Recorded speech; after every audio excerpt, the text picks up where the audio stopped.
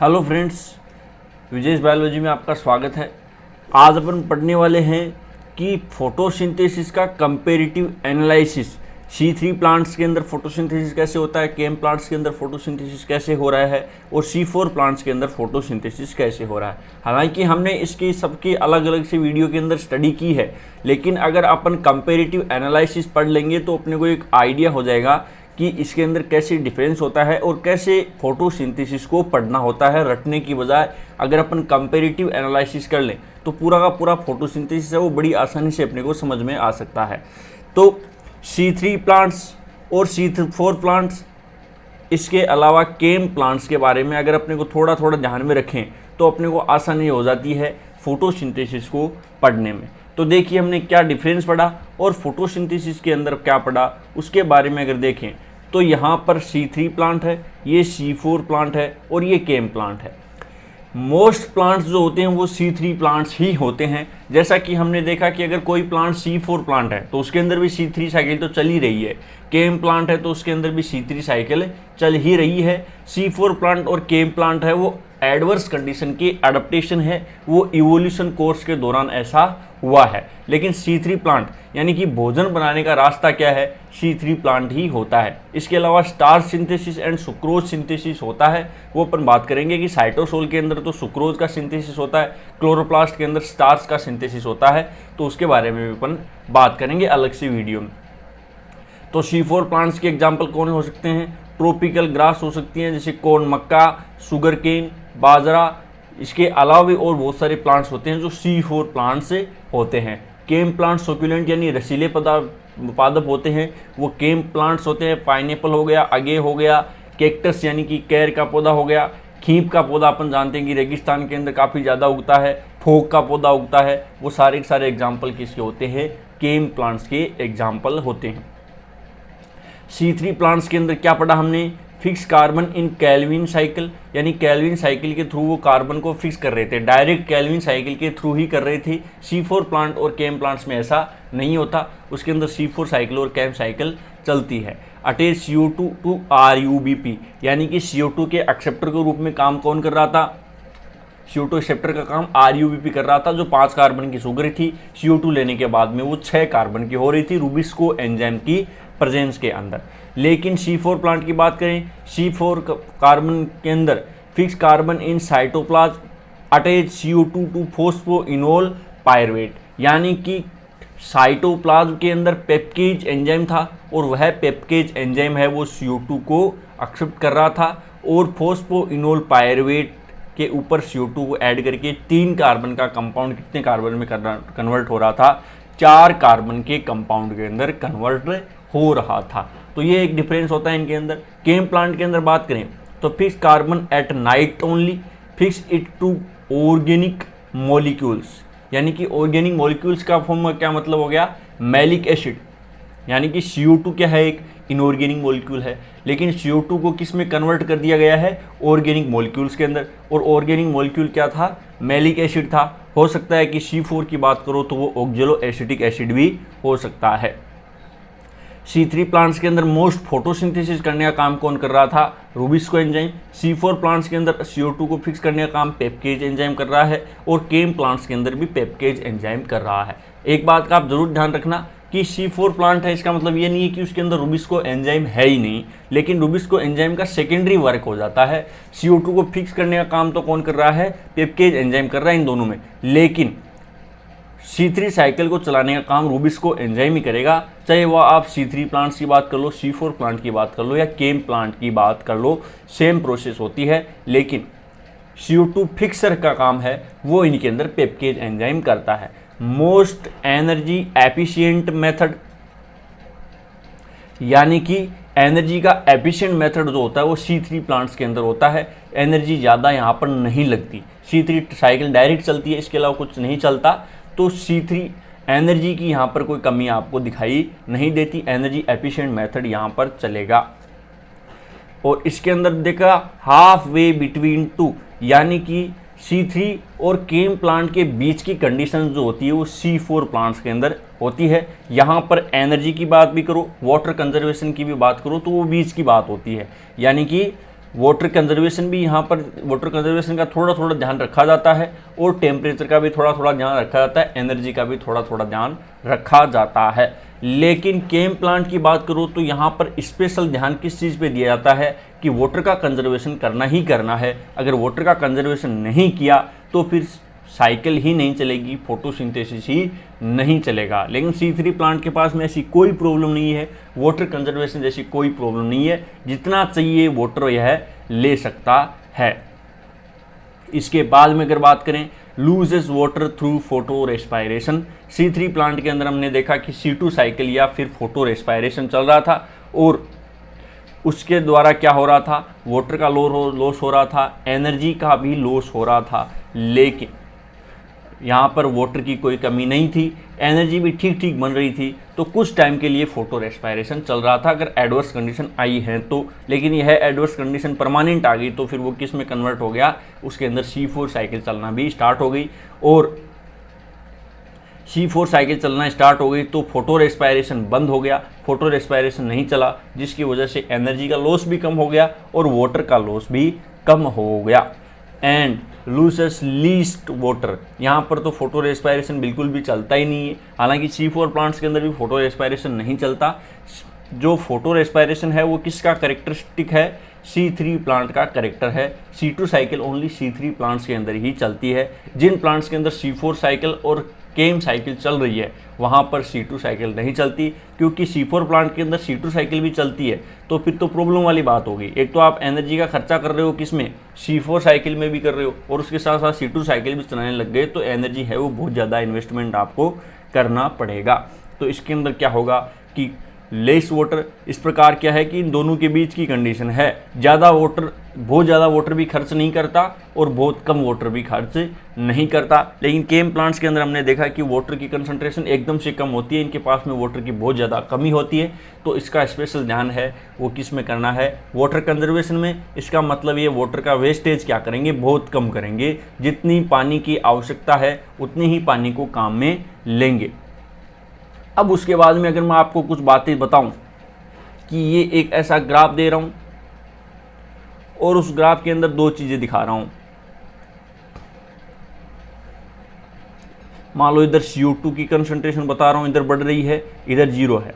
इधर quantum yield दिखा रहा हूं। क्वांटम यील्ड का मतलब होता है रेट ऑफ फोटोसिंथेसिस, यानी कि क्वेश्चंस के अंदर क्वांटम यील्ड के नाम से आता है, लेकिन आपको क्या समझना है कि रेट ऑफ फोटोसिंथेसिस की यहाँ पर बात हो रही है। तो अपन देखिए, ये ऐसे मैंने दो ग्राफ दिए और ऐसे ग्राफ मैंने आपको दिए हैं। तो एक ये है और एक ग्राफ जो है वो ऐसे है। अब मान लो मैंने इसको A ग्राफ नाम दे दिया, इसको B दे दिया, तो बताओ ये कौन से प्लांट हो सकते हैं, C3 प्लांट हो सकता है या C4 प्लांट कौन सा है, A कौन सा है, B कौन सा है, या इनमें से कोई नहीं, या फिर बोथ। तो क्वेश्चंस ऐसा आए तो आपको क्या पहचानना है कि फोटोसिंथेसिस की रेट कब बढ़ रही है और CO2 की कंसंट्रेशन पे कब बढ़ रही है। तो हमने बताया कि CO2 कंपनसेशन पॉइंट क्या होता है, वह पॉइंट जहां पर CO2 की मात्रा, यानी वह CO2 की अमाउंट या कंसंट्रेशन जहां से फोटोसिंथेसिस स्टार्ट हो रहा है उसको हमने क्या बोला है, CO2 कंपनसेशन पॉइंट बोला है। तो इसका मतलब क्या हो गया कि लेस CO2 कंसंट्रेशन पर भी फोटोसिंथेसिस स्टार्ट हो रहा है। मान लो यहाँ पर 5 ppm हो गया, यहाँ पर 10 ppm हो गया। एक एग्जांपल दे रहा हूँ, एग्जैक्ट वैल्यू मैं आपको नहीं दे रहा, लेकिन ये 5 ppm है, ये 10 ppm है। तो मान लो यहाँ पर 5 ppm पर फोटोसिंथेसिस स्टार्ट हो रहा है, इसका मतलब लो CO2 कंसंट्रेशन पर फोटोसिंथेसिस स्टार्ट हो रहा है। ऐसा किस में होता है, ऐसा इसमें होता है जिसके अंदर इवोल्यूशन हुआ होता है। तो इवोल्यूशन ज़्यादा C3 प्लांट में हुआ का C4 प्लांट में, C4 प्लांट में। इसका मतलब जो B है वो क्या है, C4 प्लांट है, और जो A है वो क्या है, C3 प्लांट है। एक कॉन्सेप्ट यहाँ पर आपको और दिखाई दे रहा है कि जैसे जैसे CO2 की मात्रा बढ़ रही है, फोटोसिंथेसिस की रेट भी फास्ट हो रही है, किस में हो रही है, C3 प्लांट में हो रही है। तो जैसे कि मान लो ये ग्राफ सेम ऐसे के ऐसे आ जाता, ये 10 ppm था। अब 10 ppm पर तो दोनों पर ही क्या है, फोटोसिंथेसिस स्टार्ट हो रहा है, लेकिन यहाँ से ऐसे ग्राफ आपको दिखाई देता। तो ये बताओ ये कौन कौन से प्लांट हैं। तो CO2 की कंसंट्रेशन पे वृद्धि होने पर इफेक्ट ज़्यादा किस पे होता है, C3 प्लांट पे होता है। पेप्केज एंजाइम के ऊपर इतना ज़्यादा इफेक्ट नहीं होता, CO2 कम है या ज़्यादा है तो फोटोसिंथेसिस की रेट इतनी ज़्यादा ऊपर नीचे नहीं होती। अगर CO2 की कंसंट्रेशन कम हो गई तो C3 साइकिल चलना धीरे हो जाएगी, CO2 की कंसंट्रेशन ज़्यादा हो गई तो C3 साइकिल चलना फास्ट हो जाएगी। लेकिन C4 प्लांट के ऊपर CO2 की कंसंट्रेशन कम या ज़्यादा होने का इतना ज़्यादा इफेक्ट नहीं होता, फोटोसिंथेसिस रेट पर इतना ज़्यादा इफेक्ट नहीं होता। इसके अलावा मैं आपको एक और दे रहा हूँ,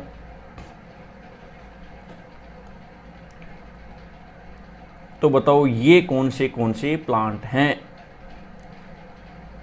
एक ये है, एक ये है, एक ये है।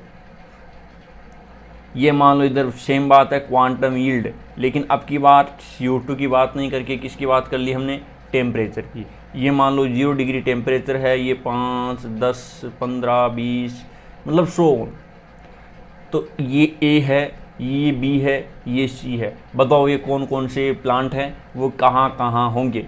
तो कम टेम्परेचर पर जो प्लांट ग्रो कर रहा है, कम टेम्परेचर पर फोटोसिंथेसिस कर रहा है, इसका मतलब वो कौन सा प्लांट है, C3 प्लांट है। ऑप्टिमम टेम्परेचर पर कर रहा है तो C3 प्लांट है। हालांकि ये नहीं है कि C3 प्लांट है तो ओनली 5 डिग्री सेंटीग्रेड पर ही फोटोसिंथेसिस करेगा, लेकिन इनके अंदर बात करें, इनकी स्पेसिफिक बात करें, 3 कंडीशन आपको दी गई हैं, इनमें से आपको पहचानना है। ये ग्राफ को देख के ऐसा कॉन्सेप्ट परमानेंट मत बना लेना कि यहाँ पर 5 डिग्री सेंटीग्रेड या 10 डिग्री सेंटीग्रेड पर दिया है तो इसका मतलब C3 plant only 10 degree centigrade पर ही फोटोसिंथेसिस करना है। क्वेश्चन आपको क्या दिया गया है और उसका कंपैरिजन कैसे करना है वो चीज़ आपको देखनी है। तो सबसे कम टेम्परेचर पर जो फोटोसिंथेसिस कर रहा है वो क्या है, C3 प्लांट है। उसके बीच की कंडीशन किस में है, C4 प्लांट में। और जो सबसे हाई टेम्परेचर पर ग्रो कर रहा है, सबसे हाई टेम्परेचर पर फोटोसिंथेसिस कर रहा है, इसका मतलब वो कौन सा प्लांट है, केम प्लांट है। तो इस प्रकार से क्वेश्चंस पूछे जाते हैं। जैसे कि मालूम आपको एक ग्राफ और दे रहा हूँ, ये एक ग्राफ है और ये यहाँ पर फिर से टेम्परेचर की बात कर रहा हूँ। इधर टेम्परेचर बढ़ रहा है, ये 0 डिग्री सेंटीग्रेड है, ये क्वांटम यील्ड है। तो एक तो आपको ग्राफ दिया गया है ऐसे ये फोटोसिंथेसिस की रेट इतनी हो रही थी, कोई दिक्कत वाली बात नहीं है, और टेम्परेचर बढ़ रहा है तो इसके ऊपर कोई इफेक्ट नहीं हो रहा है, कंटिन्यूअस चल रहा है। लेकिन एक दूसरा प्लांट था, उसके अंदर फोटोसिंथेसिस काफ़ी तेज़ गति से हो रहा था, यानी कि ऊपर की तरफ जा रहा है, इसका मतलब फोटोसिंथेसिस बहुत फास्ट है। लेकिन जैसे जैसे टेम्परेचर बढ़ रहा है उस फोटोसिंथेसिस के, उस प्लांट के अंदर फोटोसिंथेसिस की रेट घटती जा रही है, और जैसे जैसे हाई टेम्परेचर हो गया फोटोसिंथेसिस की रेट एकदम से कम हो गई। क्योंकि ग्राफ नीचे आ रहा है, इसका मतलब फोटोसिंथेसिस की रेट गिर रही है। अगर ये ग्राफ इधर से इधर की तरफ जाता तो इसका मतलब फोटोसिंथेसिस की रेट बढ़ रही होती। तो इसके अंदर फोटोसिंथेसिस की रेट घट गई, किसके साथ में, टेम्परेचर बढ़ा उसके साथ। तो ऐसा कौन सा प्लांट हो सकता है, जाहिर सी बात है ऐसा कौन सा प्लांट हो सकता है, ये C3 प्लांट है। जैसा कि मैंने बताया कि एनवायरमेंटल कंडीशन चेंज हो गई तो C3 प्लांट उससे ज़्यादा इफेक्ट होता है। और ये कौन सा प्लांट हो सकता है, ये C4 प्लांट हो सकता है। क्योंकि C4 प्लांट की क्या खास बात होती है, चाहे CO2 बढ़े चाहे टेम्परेचर बढ़े, उसकी जो फोटोसिंथेसिस की रेट है वो ऑलमोस्ट है, वो कांस्टेंट रहती है। वो फोटोसिंथेसिस की रेट कंटिन्यूसली कर रहा होता है, क्योंकि उसका इवोल्यूशन हो चुका होता है, वो इस चीज़ के लिए अडेप्टेशन हो चुका होता है कि कैसे फोटोसिंथेसिस करना है। एनवायरमेंटल चेंजेस के प्रति उसकी रेजिस्टेंसी आ चुकी होती है। तो ऐसा भी क्वेश्चंस पूछा जा सकता है। और भी बहुत सारे क्वेश्चंस हैं वो आ सकते हैं, जैसे कि नॉर्मल कार्बन, अगर आप केमिस्ट्री में पढ़ो तो कार्बन की क्या होती है, कार्बन 12 के नाम से अपन जानते हैं, लेकिन उसका ही आइसोटोप हो सकता है। जैसे ऐसे कई बार आता है कार्बन 13, तो CO2 नॉर्मली कौन सी CO2 होती है, कार्बन 12 वाली CO2 होनी चाहिए। लेकिन अगर एनवायरनमेंट के अंदर कार्बन 13 वाली CO2 आ गई तो फिर वो बताओ कौन सा प्लांट है। तो इसके बारे में भी अपने को ध्यान में रखना है कि जो रूबिस्को एंजाइम है, वह रूबिस्को एंजाइम कार्बन 12 और कार्बन 13 में डिस्क्रिमिनेट नहीं कर सकता, लेकिन जो पेप्केज एंजाइम है वो डिस्क्रिमिनेट कर सकता है। जैसे कि मान लो मैं आपको क्वेश्चन दूं कि 2 प्लांट थे और 10 मॉलिक्यूल CO2 के उन्होंने फिक्स किए, 10 मॉलिक्यूल फिक्स किए, उसके अंदर 5 मॉलिक्यूल तो कार्बन 12 के थे और 5 मॉलिक्यूल कार्बन 13 के थे। ये एक प्लांट है जिसके अंदर एनालिसिस किया, तो ये पता चला ये प्लांट ए नाम दे रहे हैं इसको। इसके अलावा प्लांट बी है, प्लांट बी की बात करें तो उसके अंदर हमने देखा कि कुछ सिनेरियो चेंज हुआ और उसके अंदर 6 मॉलिक्यूल तो किसके थे, कार्बन 12 के, और 4 मॉलिक्यूल कार्बन 13 के। तो बताओ ए प्लांट कौन सा है और बी प्लांट कौन सा है। तो रुबिस्को एंजाइम है वो कार्बन 12 एंड कार्बन 13 यानी आइसोटोप्स के अंदर डिस्क्रिमिनेशन नहीं कर सकता, और रुबिस्को एंजाइम डिस्क्रिमिनेशन नहीं कर सकता तो आपको फोटोसिंथेसिस की रेट है वो ऑलमोस्ट इक्वल मिल रही है। यानी कि ए प्लांट कौन सा हो सकता है, रुबिस्को, यानी कि C3 प्लांट हो सकता है। एंड पेप्केज एंजाइम हमने बताया कि यह कार्बन 12 एंड कार्बन 13 के अंदर डिस्क्रिमिनेट कर सकता है, डिस्क्रिमिनेशन कर सकता है। इसका मतलब कि पेप्केज एंजाइम C4 प्लांट में हो सकता है या फिर केम प्लांट्स में हो सकता है, ये चीज़ इसके अंदर हो सकती है। तो ऐसे भी क्वेश्चंस हैं वो पूछे जा सकते हैं जो इजी क्वेश्चंस होते हैं। ग्राफ को आपको देखते ही, तो ग्राफ को अगर सोल्व करना है, यहाँ पर हमने देखा कि आपको C3 का कॉन्सेप्ट भी काम आ रहा है, C4 का कॉन्सेप्ट भी काम आ रहा है, केम प्लांट्स का कॉन्सेप्ट भी काम आ रहा है, सब कॉन्सेप्ट काम आ रहे हैं। इसीलिए मैंने एक अलग से ये वीडियो बनाया कि डिस्क्रिमिनेशन करके मैं आपको बताऊं कि कैसे फोटोसिंथेसिस को आप आसानी से साथ में याद कर सकते हैं। तो मेरे विद्वान साथियों, हमने फोटोसिंथेसिस की बात की है और फोटोसिंथेसिस की इस लेवल पे बात की है कि मोस्ट ऑफ एग्जाम्स के क्वेश्चंस है उसको आप आसानी से सोल्व कर सकते हो अगर आप इस चीज़ को ध्यान से पढ़ा है तो।